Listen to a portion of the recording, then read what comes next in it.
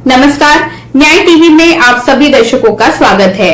Court roundup की खबरें अब विस्तार से। दिल्ली उच्च न्यायालय ने मंगलवार को आईएनएक्स मीडिया मामले में सीबीआई की उस याचिका पर निचली अदालत की कार्यवाही पर रोक लगा दी, जिसमें निचली अदालत द्वारा सीबीआई को जांच एजेंसी द्वारा जांच के दौरान एकत्र किए गए दस्तावेजों या दर्ज किए गए बयानों की प्रतियां आरोपी व्यक्तियों को देने के पारित आदेश को रद्द करने की मांग की गई थी।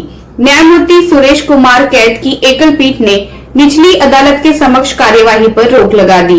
विशेष सीबीआई न्यायाधीश एम.के. नागपाल द्वारा 5 मार्च को पारित आदेश को चुनौती देते हुए सीबीआई ने दिल्ली उच्च न्यायालय का रुख किया था, जिसमें कहा गया था कि विशेष न्यायाधीश ने सीबीआई के जांच के दौरान अपने द्वारा एकत्र किए गए सभी दस्तावेजों को दाखिल करने या अदालत के समक्ष पेश करने के निर्देश जारी करने में अपने अधिकार क्षेत्र को पार कर लिया था। साथ ही ये कहने के लिए कि आरोपी व्यक्ति भी ऐसे दस्तावेजों की प्रति के हकदार हैं, इस तथ्य के बावजूद कि सीबीआई रही है या नहीं।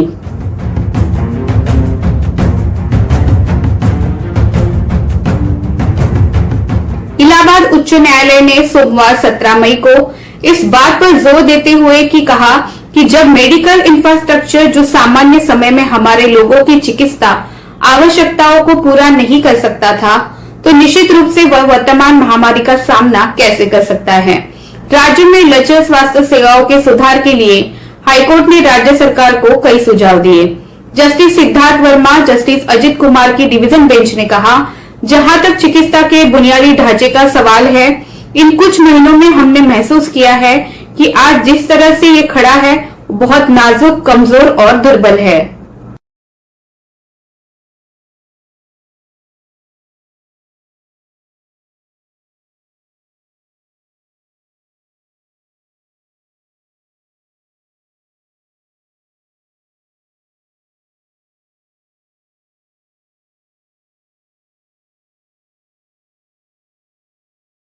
तेलंगाना उच्च न्यायालय ने सोमवार को राज्य सरकार से कहा कि वो अपने घर को व्यवस्थित करे और ये सुनिश्चित करे कि राज्य में कोविड-19 मुद्दों के संबंध में न्यायालय द्वारा जारी निर्देशों का ईमानदारी से पालन किया जाए। मुख्य न्यायाधीश हिमा कोहली और न्यायमूर्ति बी विजय सिंह रेड्डी की एक पीठ ने विस्तृत रणनीति देते हुए एक हलफनामा भी मांगा है कि राज्य ने कोविड-19 की तीसरी लहर से निपटने के लिए क्या चाक चौबंद प्रबंध किया है, जिसकी भविष्यवाणी स्वास्थ्य विशेषज्ञों द्वारा की जा रही है, ताकि सरकार इस दौरान झपकी लेती न रह जाए।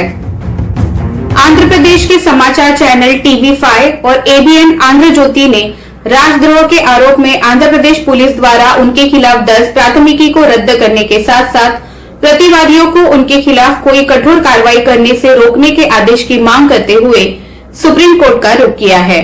याचिकाकर्ताओं के खिलाफ वायएसआर सांसद के रघुराम कृष्ण राजू द्वारा कथित रूप से आपत्तिजनक भाषणों के आधार पर प्राथमिकी दर्ज की गई थी, जिसमें उन्होंने याचिकाकर्ता चैनल द्वारा आयोजित एक कार्यक्रम में सत्तारूढ़ दल की आलोचना की थी।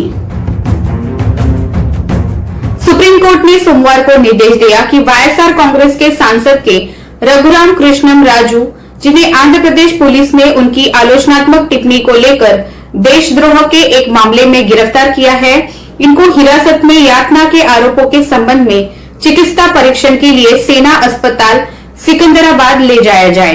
जस्टिस विनीत सरन और जस्टिस BR गवई की पीठ ने तेलंगाना हाईकोर्ट के आदेश के खिलाफ राजू द्वारा दायर एक विशेष अनुमति याचिका में आदेश पारित किया, जिसने उनकी जमानत याचिका पर विचार करने से इनकार कर दिया। हाईकोर्ट ने दखल देने से इनकार करते हुए कहा था कि राजू को पहले जमानत के लिए सेशन कोर्ट जाना चाहिए। भारत के राष्ट्रपति ने सुप्रीम कोर्ट के न्यायाधीश न्यायमूर्ति यूयू ललित को राष्ट्रीय कानूनी सेवा प्राधिकरण नालसा के कार्यकारी अध्यक्ष के रूप में नामित किया है। उपरोक्त आदेश के बारे में जारी एक अधिसूचना में कहा गया है, विधिक सेवा प्राधिकरण अधिनियम 1987 की धारा 3 की उपधारा 2 के खंड B के तहत प्रदत्त शक्तियों का प्रयोग करते हुए राष्ट्रपति रामनाथ कोविंद सुप्रीम कोर्ट न्यायाधीश न्यायमूर्ति उदय उमेश ललित को तत्काल प्रभाव से राष्ट्रीय कानूनी सेवा प्राधिकरण के कार्यकारी अध्यक्ष के रूप में नामित करते हैं।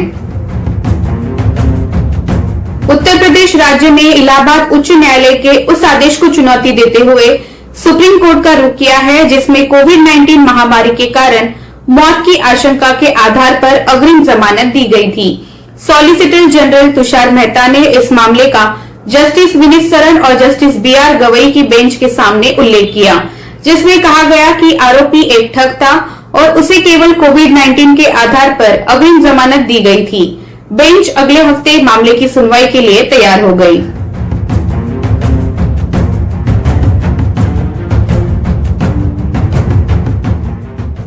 सुप्रीम कोर्ट के न्यायाधीश BR गवई ने मुंबई के निष्कासित पुलिस आयुक्त परमबीर सिंह द्वारा महाराष्ट्र सरकार द्वारा उनके खिलाफ शुरू की गई विभागीय जांच को चुनौती देने वाली एक रिट याचिका पर सुनवाई से खुद को अलग कर लिया।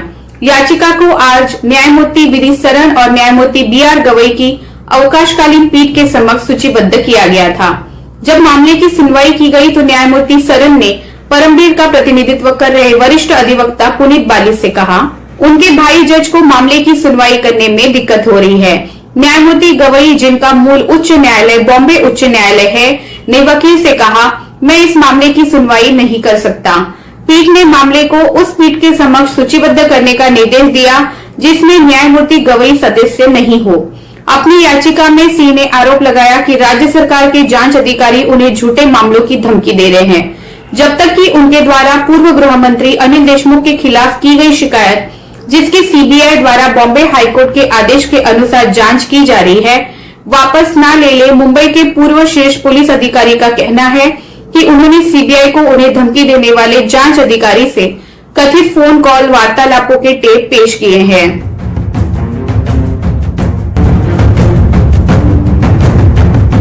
सुप्रीम कोर्ट ने मंगलवार को पश्चिम बंगाल में 2 मई को तृणमूल कांग्रेस के सदस्यों द्वारा कथित तौर पर विधानसभा चुनाव परिणाम घोषित होने के बाद 2 भाजपा कार्यकर्ताओं की हत्या की SIT CBI जांच की मांग करने वाली रिट याचिका पर नोटिस जारी किया। कोर्ट इस मामले पर अगले मंगलवार को सुनवाई करेगा। न्यायमूर्ति विनीत सरन और न्यायमूर्ति BR गवई की अवकाशकालीन पीठ दिवंगत भाजपा सदस्य अभिजीत सरकार के भाई विश्वजीत सरकार द्वारा दायर एक रिट याचिका पर विचार कर रही थी, जिसे पश्चिम बंगाल में चुनाव के बाद की हिंसा के दौरान कथित तौर पर TMC सदस्यों द्वारा मार दिया गया था।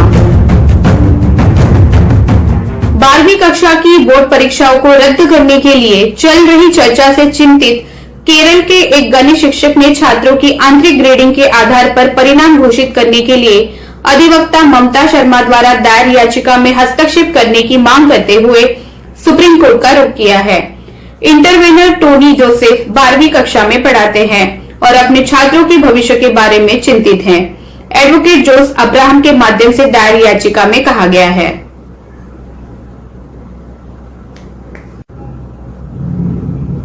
नए कृषि कानूनों के खिलाफ जारी किसान आंदोलन से संबंधित टूलकिट मामले में गिरफ्तार जलवायु कार्यकर्ता दिशा रवि की याचिका पर जवाब दाखिल नहीं किए जाने पर दिल्ली हाईकोर्ट ने मंगलवार को केंद्र सरकार को आड़े हाथ लिया। हाईकोर्ट ने सरकार से कहा कि आदेशों के बाद भी आप अपना जवाब दाखिल क्यों नहीं कर रहे। मामले में आरोपी दिशा रवि ने याचिका में कहा है कि उनके खिलाफ दर्ज FIR और जांच से जुड़े तथ्यों को मीडिया में लीक किया जा रहा है। साथ ही कहा कि उसके खिलाफ मीडिया ट्रायल चल रहा है। दिशा ने हाईकोर्ट में दाखिल याचिका में इस मामले में निष्पक्ष ट्रायल के अधिकार व अपनी निजता के अधिकार का उल्लंघन का आरोप लगाते हुए मामले में समुचित कार्रवाई की मांग की है। जस्टिस रेखा पल्ली ने केंद्र सरकार से कहा कि आदेशों के बाद भी जवाब दाखिल नहीं करने पर 2 माह पहले जवाब दाखिल करने का अंतिम मौका दिया गया था। उन्होंने केंद्र के वकील से पूछा कि आखिर अंतिम मौका देने के बावजूद आप इस मामले में गंभीर क्यों नहीं हैं। केंद्र की ओर से वकील ने हाईकोर्ट को बताया कि अचानक कोरोना संक्रमण के मामलों के बढ़ोतरी होने की वजह से मामले में जवाब दाखिल नहीं किया जा सका। फिलहाल बस इतना ही। अन्य खबरों के लिए जुड़े रहिए न्याय टीवी के साथ। नमस्कार।